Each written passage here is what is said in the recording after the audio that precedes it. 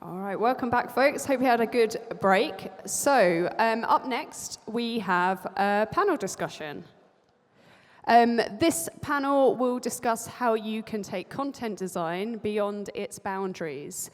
So, to introduce our panelists, we have Zainab Daodu. She is a software engineer, technical writer, and founder of Right Tech Hub. She is a top 10 continuous delivery and DevOps contributor who empowers women in tech. Next, we have Leyla Kee-McParlin. She is a lead content designer at DEFRA. She works on the Borders and Trade Services. She's a service assessor, a civil service social mobility ambassador, and does voluntary work with schools in Liverpool. Our next panelist is Lammy Jones. Lammy is an accessibility lead at HMRC and former content strategist for Leeds City Council. He introduced open content standards and applied minimalist methods to make the council's website a simpler and more inclusive experience. And last but not least, we have Helen Nickols. She is a senior content designer on the Ministry of Justice design system. Previously, she worked at GDS on the GOV.UK website. And the panel today will be facilitated by Nora, also from the Government Digital Service. So please put your hands together to welcome our panelists to the stage.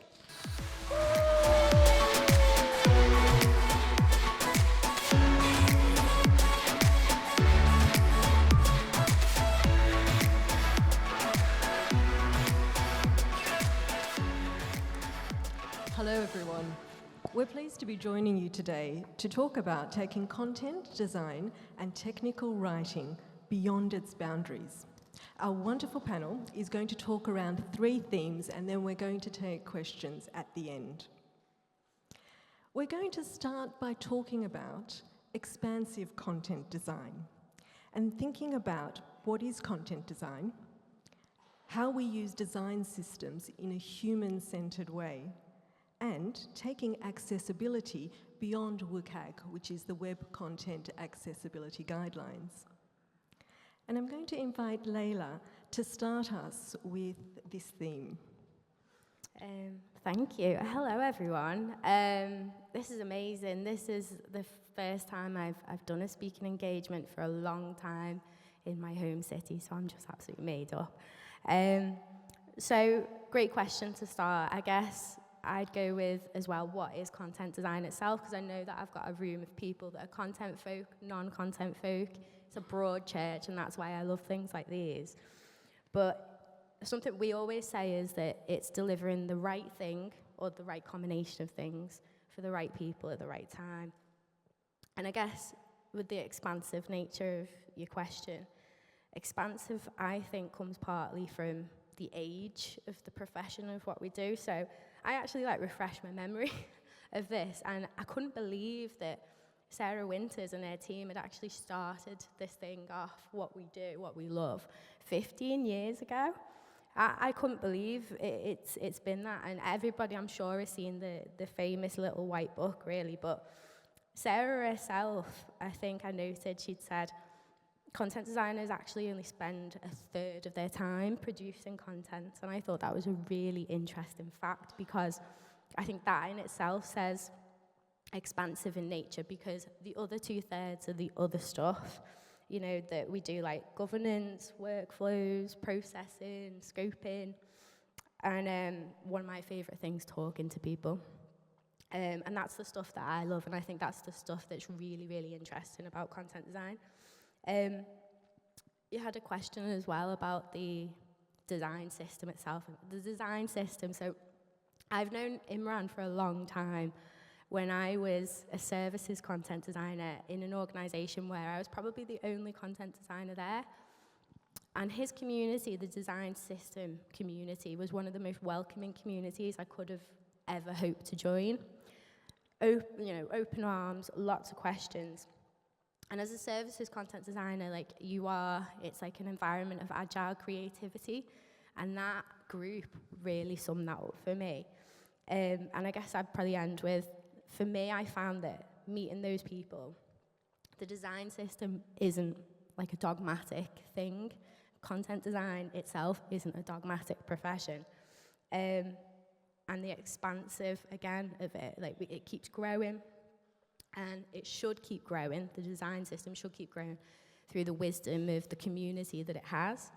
So as an assessor, I'm more interested. I'm interested if you've used the design system, of course, but I'm more interested about what you've learned, what you've contributed to that. Zainab, would you have your thoughts on that? Yeah, thank you so much for that detailed explanation. So for me, I would just say, when I think about expansive content design, I'm thinking about, can it adapt?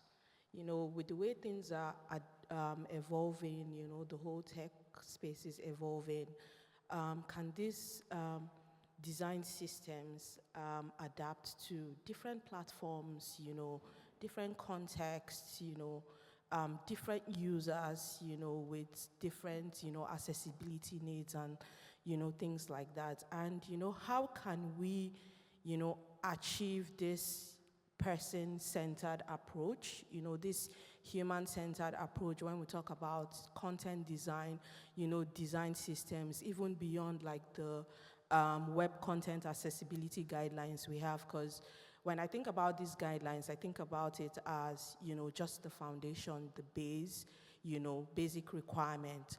How can we, you know, go beyond this requirement and go beyond checking boxes to creating systems that not just people know how to use, or not just forcing them on or putting them on people, but, you know, helping people to be able to use this system, understand the purpose of these systems, why it is important, so that they can serve like the needs that they are there for.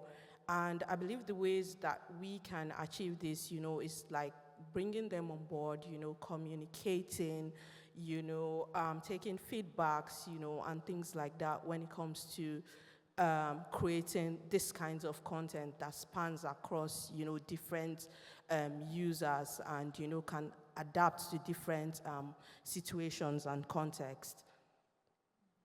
Yeah, and I think Zainab's point there around kind of accessibility and things like that, and content being kind of a baseline as well, and I think that kind of shows that, you know, we know that, you know, things like the Web Content Accessibility Guidelines, use of the design system, these kind of very simplistic kind of elements are just a baseline, and the content design and other practices just elevate it. It's the design and all that kind of conscientious, you know, that 60%, not the 30% time spent on content too, that kind of makes the real difference. And I suppose another part of that is, you know, when we think about the kind of expansion of the role of content design or content professional, is that there's this kind of, you know, not just the creation, but the curation, the maintenance and things like that, that spans across, I think, the kind of whole lifespan of the content journey, you know, from its inception to, you know, the deletion of content as well. You know, we want it to be cared for, catered for, meet user needs at every step of the way. But I think there's a kind of element of that kind of, you know, humbleness around content too, in that as much as it's grown, and that makes a lot of content design more universal, much more kind of spread out, and that's a fantastic thing. It has positive, accessible outcomes. I think there's a kind of level of interesting thing I find actually part of kind of thinking about the inverting of that, and actually it's the absence of content that makes some of the kind of choices as well. So, you know, when we're designing things, actually a lot of times we're trying to kind of scale back the size of these huge monolithic websites, for example, and actually design systems and content helps us. It gives us a way, it gives us patterns to simplify things for people as well. Hi, really nice to be here. I'd like to talk about how we integrate content design into the building blocks of our design systems. I'm very lucky at MOJ to be supported by my fantastic team and to be given that permission to really integrate content design into components. And this isn't just writing the guidance to show how a component should be used. We must remember that content design is design, content design is context. And I'd like to use an example from my organization to illustrate this. So many of you will be familiar with components like tags and badges, which draw attention to a small piece of information which is added to a larger thing. Within a lot of departments, we have profiles for people, and people in lots of different situations. And within MOJ, we have one of these in prisons. This enables prison staff to manage the significant risks within prison, risk to people, risk to staff, the risk people hold to themselves. And within that, there are, as you can imagine, a really complex set of issues. One issue that exists in prison is keeping people apart from each other who pose a risk to each other, and also keeping people apart where we don't want certain behaviors to flourish, for example, gang activity. Now, there are various databases in the UK, mostly held by the police or local authorities, about gangs. If you are in a gang, you may be on a database, and you also may have a record about you with the label gang member. If you're in a prison, this is really important because you mustn't share a cell with someone from a rival gang because that's a massive safety issue. However, who defines who is in a gang? Where does this information come from? Does it get reviewed? What happens if you leave a gang? What happens if you've been in prison for 10 years and you're no longer in the gang? How do you leave a gang? Quite apart from anything else. But I think what was really important for this was me discovering the research which said that people say, I've been labelled as being in a gang when I was not. This label has followed me around my life, and actually as designers we want to offer an at-a-glance summary for really busy staff members sometimes to work out who shouldn't be in a meeting room together, 2 gang members, 2 people from rival gangs. And also the very real thing we're doing, which is potentially adding a label to someone's profile, which is, I'm trying not to say literally, which is actually following them around. So that example to me really showed how, as designers, we have a very important role not to perpetuate and create inequalities through things we're doing which may be for really good purposes, but actually can have a much more serious and sinister impact. And just to speak to Lammy's point there around sometimes good content is no content, and that by adding a summary, we are sweeping over nuance and context and something more qualitative, which is actually much more helpful for our users. Thank you. Thanks, Helen. That's quite a powerful example of the power of content design and how, in fact, content designers can help elevate UCD, the user-centered design, beyond just its profession, which brings us very nicely to the second theme around advocating. So we're going to think about how do you advocate for content design in services and in your teams? And in what ways can content designers and technical writers influence stakeholders? And actually, Helen, I'm going to come back to you to ask if you could start our conversation around advocating, please. Yeah, sure. Thanks, Nora. Me again. So I'm really lucky to have had a lot of failure in this area. I started out on GOV.UK, and I couldn't believe how many people didn't realise how important I was, how important content design was. And doesn't everyone think that way, that their role is the best? While also myself sometimes not knowing what other people's roles were, or, I don't always know the difference between a front end and a back end dev, yet I'm furious that someone doesn't understand the difference between a content designer and an interaction designer. So there was a lot of learning there, and I had a lot of failures to draw from, which I was very lucky about. I think a really important thing is to go in and expect people know nothing, and then you can only be pleasantly surprised. So expect that people just think you do the words, expect that people don't understand what agile is, and also don't blame things for people they don't understand, just as you don't want to be blamed for things that you don't understand. I've tried using real-life examples, so not talking about agile. Many of you know the wonderful Nick Smith at GDS, and he was always say, don't say the A word, just talk about getting things done and working effectively. And so I think, emphasizing this, I want the same things as you do. I don't want people to apply for the wrong passport. I don't want people to have to phone a helpline when the information was there because they didn't understand it, and just sort of drawing that commonality. I've also used, just to kind of pick up on Shika's point about design, that, design isn't services, surely. Isn't that about decoration? And so to talk about real-life examples, I don't know if there's anyone in the room who's renewed a passport in the last few years, or anyone from HMPO here. So just to give a shout out, that is an amazing service. I always book a flight before I renew my passport, so it's always like an anxiety-ridden run up to my flight. I always feel great. I go and get my photo done, and the photographer says, oh, there's a green tick, so the photo's going to work. I get text messages telling me when my passport's going to arrive. The whole thing feels really slick.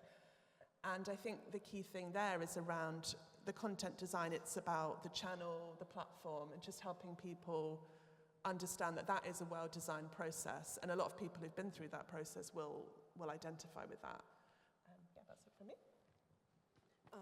Thank you so much, Helen. So, drawing from what you said about, people not knowing, what design system is, I think we can draw that when creating these systems, thinking about how to communicate them is as important as building these systems, because that often, gets, thrown under the bus or forgotten about. And, I've worked in organizations where you get to the point where you're building something, and that's when you find out, oh, there's a design system and you have to use this.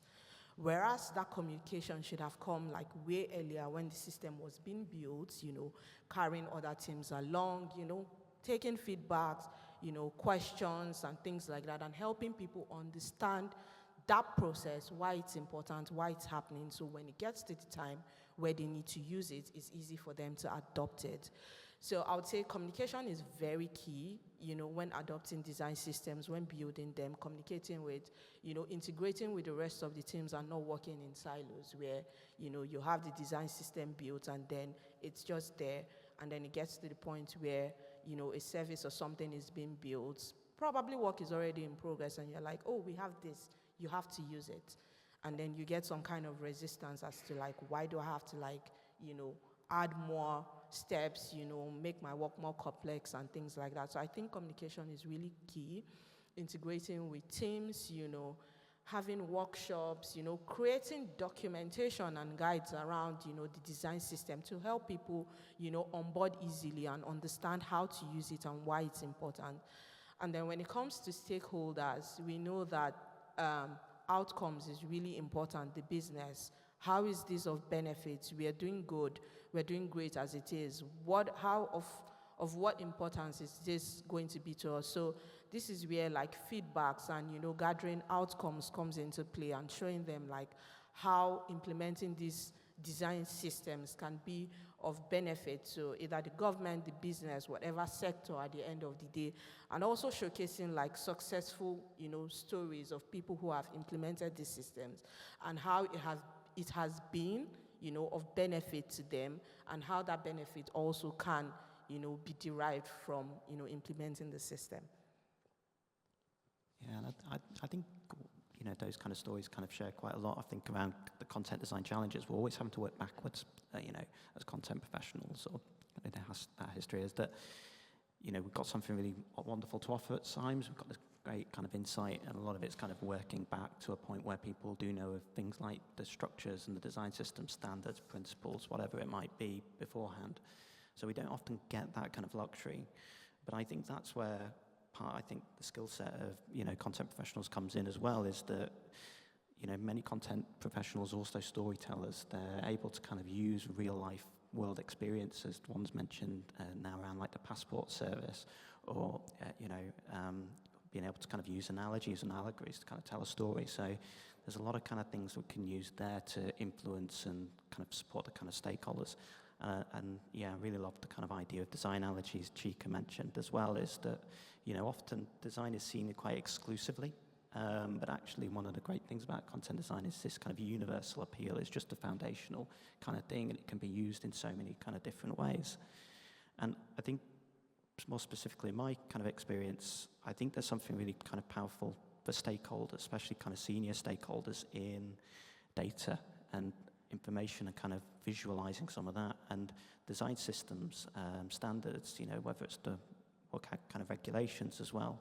Each of these things actually is a kind of holds a tangible metric. You can actually measure and understand the success.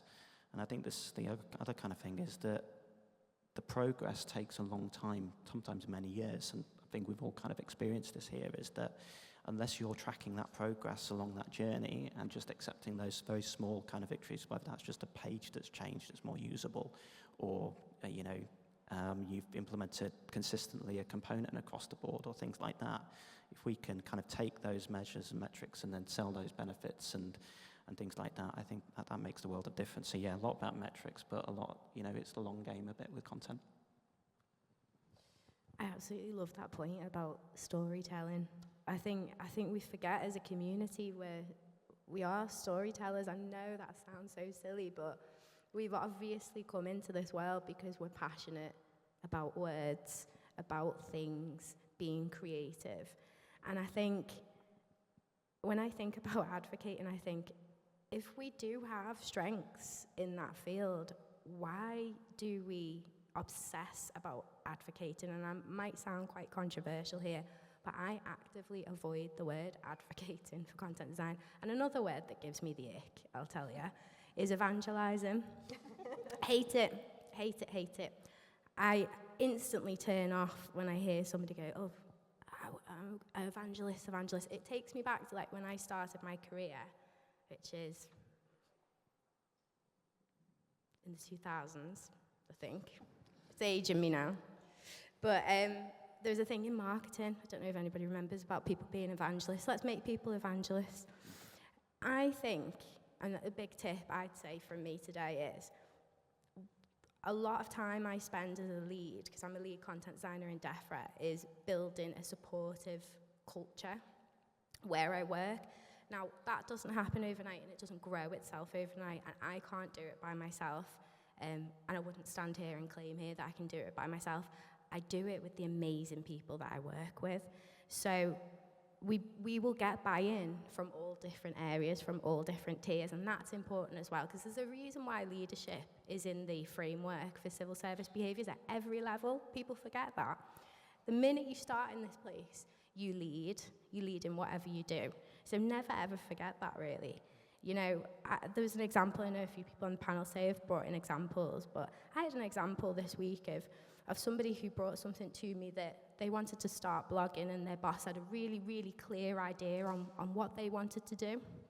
And it was clear to them in their head, and it was pretty straightforward. But the most time I spent was listening more than I spoke.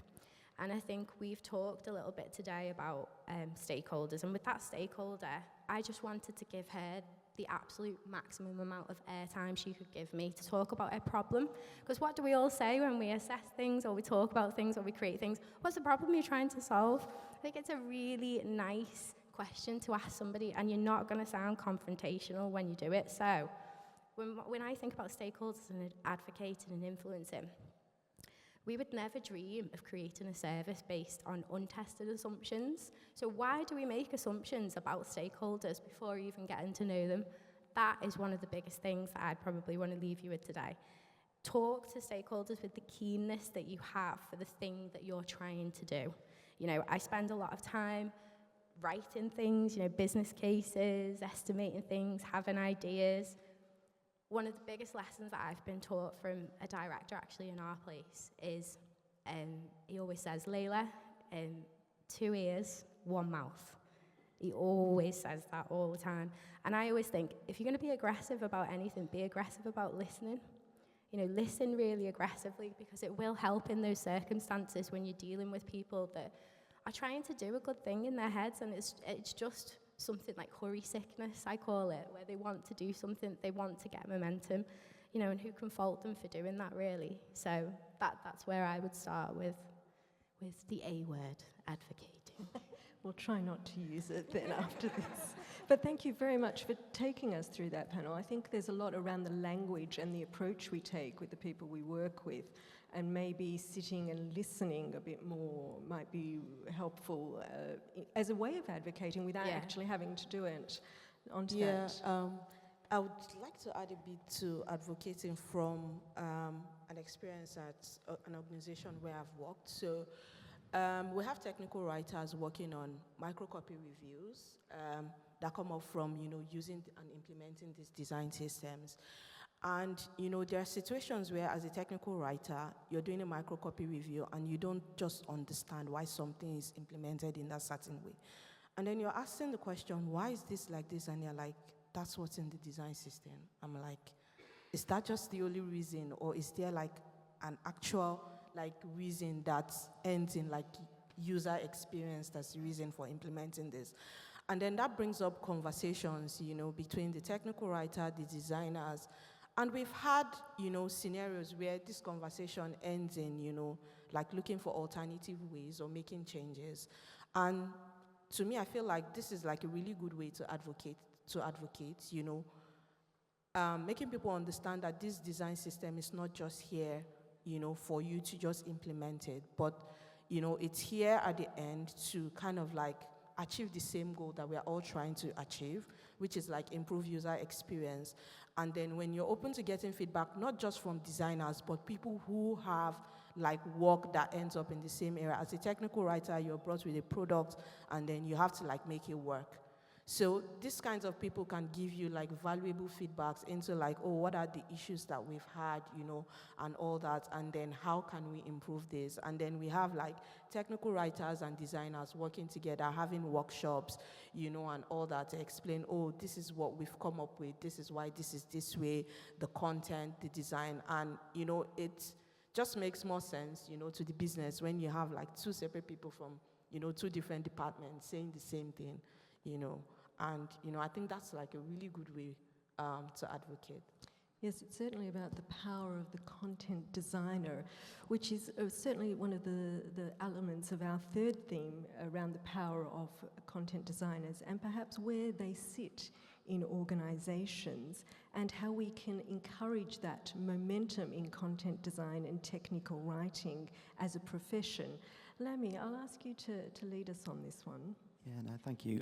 I think a lot of what Zainab was just saying there around kind of shared outcomes, and we know that, part of our process and remit and purpose and passion for things is around those kind of outcomes.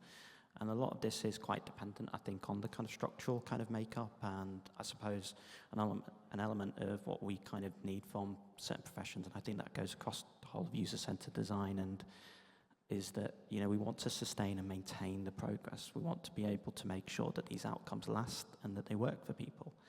And I think there's some elements of kind of power structures that make some of that possible, make some of it more challenging. And I think there's a lot of agency amongst kind of content and design professionals more broadly. But I think it's been alluded to earlier as well within the Japanese kind of government, in that they've centralized the design team in the Prime Minister's office. Government Digital Service started out within the Cabinet Office, close to the centre of government. And, a lot of it's kind of, if you're going to set standards, if you're going to be able to kind of apply, or kind of, it's got to be led from the front a lot, but also it's kind of how universal do you make those rules, how universal do you make those standards and scale that out and actually offer it as a kind of wider benefit. And I think the more practice you see, the more that can come from it, can be innovated from it. So I think there's quite a lot around the kind of structural element. And I think there's one thing I also kind of think is that organizations work very differently, but there are some challenges, I think, to the commercialization of, or commodification of design as a practice that makes it exclusive. So, some organizations have charging models for the way that they kind of work as well. And I think sometimes when you attribute a financial cost to the kind of universal baseline of work that we do often, or a design system kind of holds and things like that, then I think, again, that kind of undermines some of the universalist principles that content and systems can have. Oh, hi, me again. Yeah, I would say I love all the points here, and I've learned so much from my fellow panelists. I feel very lucky. But one thing I would say, as well as I think anyone in a team, place yourself well in teams. And I think something that's really easy to do, this is quite controversial, is to adopt a bit of a victim mentality as a content designer. And I know especially working remotely, you're like, oh, everyone's talking about these projects and I'm not there in that discussion. I'm going to get involved too late. Like, involve yourself early. Just drop someone a line and go, well, I've stalked your diary and I've noticed that you're talking about this project this morning. I'd just love to come. And what you'll find is someone say, well, actually, I thought you were too busy, so I didn't invite you. But yeah, sure, come along. And then I think once you show your value in that context, it's really helpful. I would also say that whilst I think there have been some brilliant points raised here today, and we always look on the positive side, I did want to say that sometimes it doesn't work. Sometimes you do all this stuff, you say the right things, you do your amazing examples and your illustrations, and it doesn't work. And that's okay, and that's not your fault. It might work with the next person, or staff changes happen, and or the dynamic around a thing changes, and then it does work. So I guess what I want to say is, don't lose heart. If you're not positioned in a place to create change and do the things you want to do, that's not your fault. It won't be like that forever, and another project will come along and you'll feel a bit more positive about it. And also this is also the responsibility of lots of people in organisations. So, there are leads and product managers, and quite a lot of things are out of our control. So I think just focus on the things that are within your control. Sometimes that's just not saying anything when someone says something quite shocking to you, and just say, like, what can I control right now? All I can control is how I respond. That's it. So yeah, I just want to say, don't lose hope, stay positive, and you've got this. I was just going to say, here. I absolutely love that, Helen. I think maybe we're quite similar in the fact that I think we may get messages from the community sometimes, from other people in our profession, who go, what's it like working at such and such, or how did you get into your role? And the first thing I always say, and I don't know if it's the same for you, Helen, is don't believe everything that you read in the books. The books are great, but you're going to get so much from actually living it and the experience. And I love what you said, Helen, about just reassuring people that it's okay. It's not going to be perfect every single time.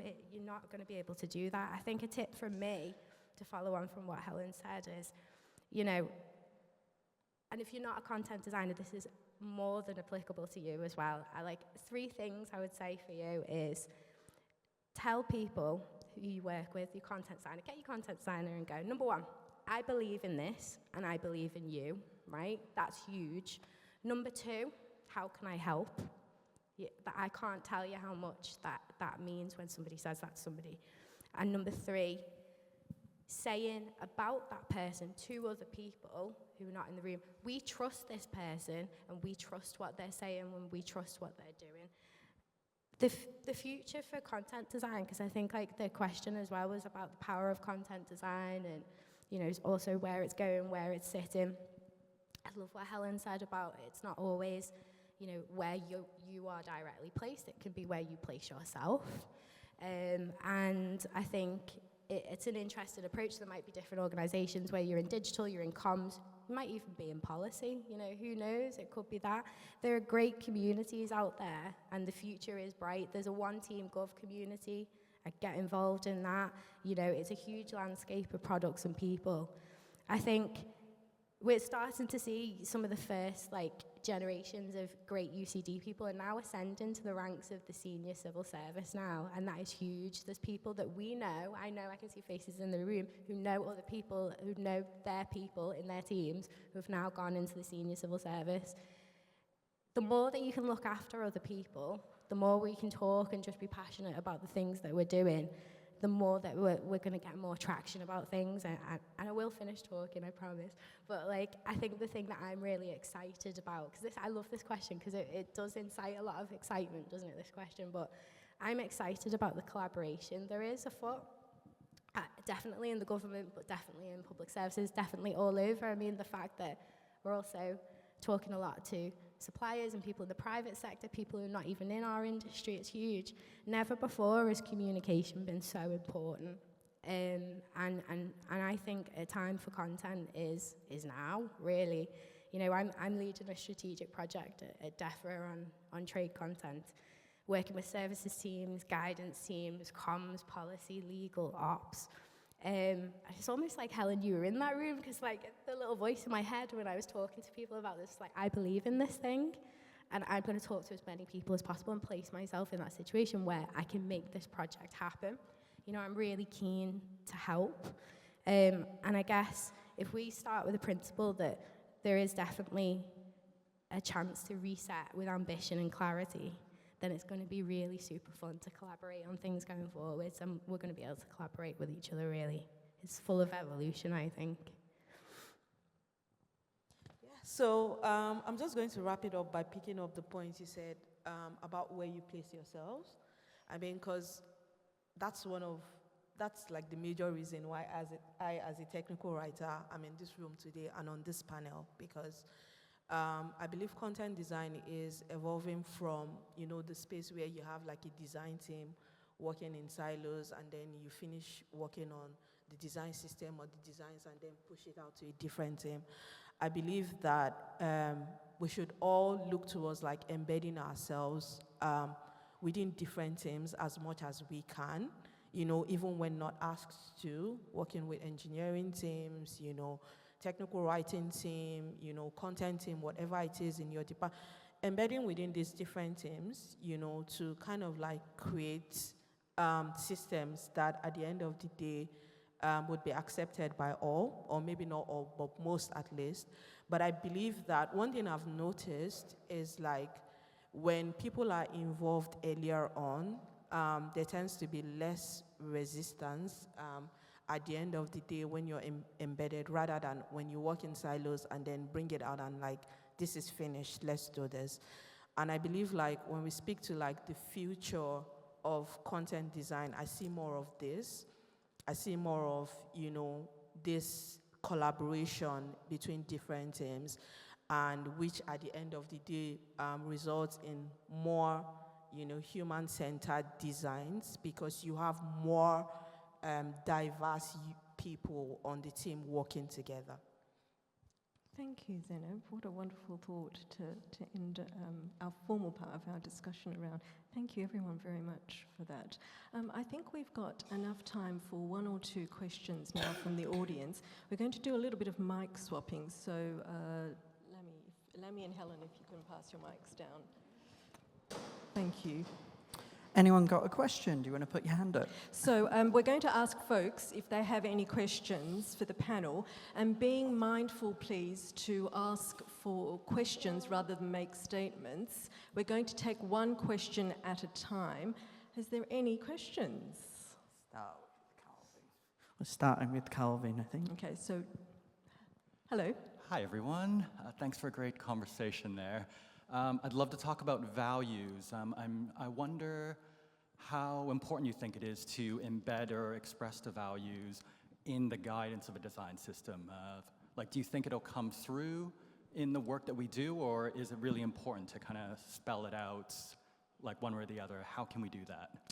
So, thank you, Calvin. So that's a question around values, which is quite an interesting one for us to think about in design systems, whether we should do it and how we should do it if we say yes. So I'm going to open it up to the panel, and we're going to share our mics with each other. Lammy. That's a fabulous question, and something I think about quite a lot, actually. So, yeah, thank you. And I suppose, like, I'm looking at this from, let's say, like an accessibility perspective as well, is that,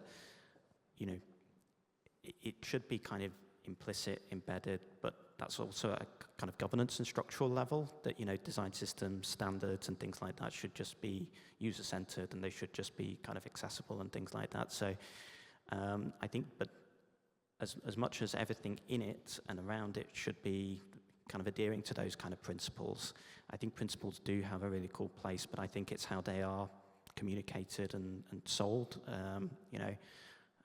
I think there's a kind of bigger value. It's whether it's part of it should be implicit, but actually there's a bit of a kind of communications and selling point, I think, as well. I don't know, just thinking about kind of analogies around kind of things. I often wonder if kind of, it's, I don't know, things should, I don't know. Lost my train of thought, sorry. Hi, Calvin. Yeah, I was thinking about a sort of practical application of this. So we know that a design system should aim for every building block to be accessible, but we also know that certain components in combination with one another can become not accessible. So I suppose a real-life example I would use is if you have a component which is a caseless table, or any kind of table where you have columns and values, you might want to say that if there are numeric values in multiple columns, that this might be challenging for someone with dyscalculia to engage with. So dyscalculia is people who have challenges with numbers, and that they may confuse different columns. And so the practical application would be there possibly to add words, those sorts of characters in columns between those. And I think the key thing there is about making it feel easy. So you're like, oh, these people we want to include. I can just do this to help those people. I guess another example on the case list topic would be, if we're taking a person-centered approach and we have a list of, for example, prisoners, prisoners have a prison number, which is a number attached to them, it's unique. Don't have that on the far left because a person isn't a number, a person has a number. So you could integrate that into the guidance to say that the arrangement of values in a table will reflect what you hold as important and also potentially how people are treated and how people think as well. Do we have another question, please? Okay, right behind you, Imran. Thank you. Hi, that was really interesting. I'm an interaction designer myself, and I'm always looking for better ways to work more effectively with content designers. I think, Helen, you mentioned a really interesting point around the tags and about how designers can have a role to not perpetuate sort of stereotypes and prejudices. How do you think we can sort of better do that, especially with government services? So how can we improve the way that we treat people, actually, whether it's through tagging or other ways, as designers in the broader sense? I can come in on that to start, and then I can share with my buddies over here. It was interesting, actually. I asked our head of profession about raising this example, and some of the feedback I had was that I was raising a problem I didn't have a solution to. And here I am, also not having a solution to it. But I think for me, it's around asking good questions. I guess with tags, make sure that tags are reviewed. Also looking at helping people, particularly if they're staff who are easier to reach, understand the context for this. Essentially, it is vital that people have, in some cases, an at-a-glance view of someone and their risks, because it's our role to protect people in different environments. But we also need to be aware of these stereotypes. So I don't have an answer, but what I would say is just to have the awareness, and also to share that awareness within teams, and from there we can work on solutions, and also accept that sometimes we have to go with the least worst option until something better comes along. I think that's a really interesting example. Helen, the work that you were talking about before, if MOJ haven't done it already, I think they should definitely, if they can, sensibly talk about it, because it is so fascinating, because I think it is a content designer's most trickiest but, amazing problem to work on, because a content designer in services, and I'm sure I saw a few people around who I've spoken to in services communities before. A content designer will see things end to end, much like the same as the rest of you. And so how I listened to that question, how I interpreted that question, was absolutely yes, from a tagging perspective, you think about that, but asking great questions. What you said, Helen, is spot on. In every single scenario, just keep asking another question. So what's going to happen in this situation? It might not be in this sort of microcopy of the component itself. It might be what if there's this situation and then this happens? What if there's this situation and this happens? We talk about happy paths, unhappy paths. You get assessed on them, you talk about them, you work on them with your teams. Really go for it. I think one of the things that I'm loving what we're seeing at the moment now, we've come out of the pandemic, we're about 4 or 5 years on now, and I said about collaboration in some of my sort of shared experiences, is I'm starting to see teams collaborate more in person now at the right times for them. And so actually if I'm a believer, if you get the right people in the room, the right time, physically in the right space, you can absolutely be able to work through a problem and come up with some solutions that, quite rightly, Helen, as you said, might be the best worst one that you can test at that point. But don't ever be afraid of asking any questions about it. Thank you, and thank you very much for our questions. I think that might be a wrap in terms of time-wise, but if you do want to chat with any of the panel members, I think they're really approachable and lovely, so they'll be around at lunchtime. I want to say thank you, actually, to our outstanding panel today, to Lammy, to Leyla, to Zainab, and to Helen.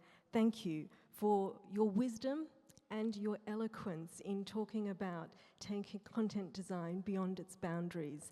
So let's all join together to say thank you to our panel today.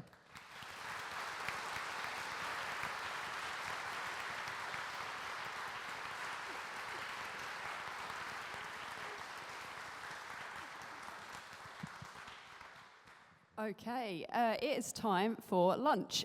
We have a buffet downstairs in the social area for you to enjoy. The buffet will cater for vegetarian, vegan, and halal diets, and the food will be fully labelled.